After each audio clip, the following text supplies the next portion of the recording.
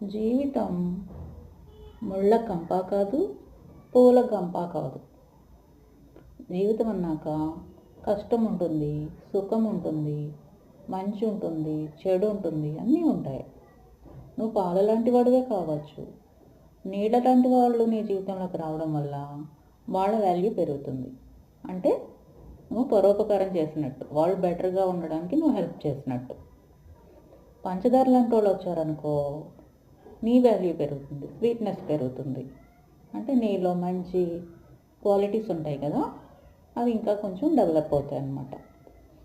పెరుగు లాంటి వాళ్ళు వచ్చారనుకో, నీ రూపం మారుతుంది. అంటే నీలో కొంచెం మంచి మార్పులు వస్తాయి అన్నమాట. అదే ఉప్పు లాంటి వాళ్ళు వచ్చారనుకో, విరిగిపోతావు, కానీ పన్నీర్లాగా ఉపయోగపడతావు అన్నమాట. టోటల్గా ఉపయోగపడతావు.